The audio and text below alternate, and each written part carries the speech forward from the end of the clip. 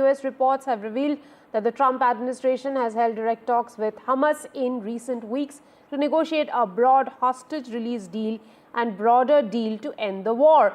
This is the first time Washington has directly spoken to Hamas since 1997, removing Qatar as mediator.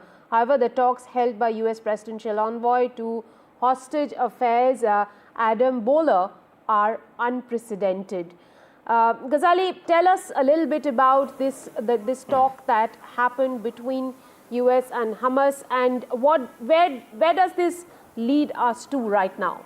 See, United States President Mr. Trump, before coming into the office, had always spoken about that how he wants to get over all these wars or stop all these wars. So on one side, in the previous story, we saw that how US is working towards stopping Ukraine-Russia conflict. And when it comes to this Middle East crisis, US is also concerned about some US citizens who have been taken hostage by Hamas. And we have also seen flip-flops both from Israel as well as from Hamas in either extending the ceasefire stage 1 and stage 2, and there were a lot of confusion over it. The back channel talks kept going on, but it seems that US is now taking a direct approach. They have not taken Israel into confidence before proceeding with talks, with direct talks with Hamas in Qatar, and one of the senior officials of US administration went to Qatar last week.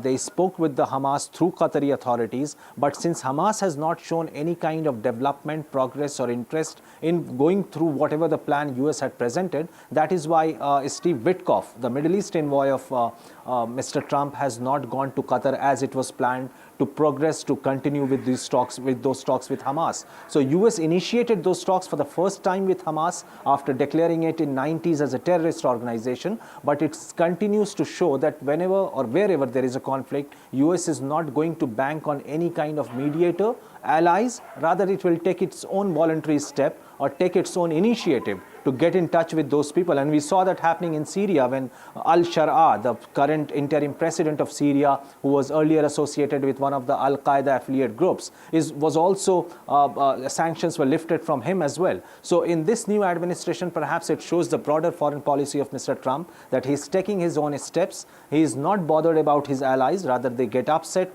or they are with him or without him, or not with him. And that certainly shows that US now going to talks with Hamas directly in Qatar is a big move in the last 2.5 years of this war.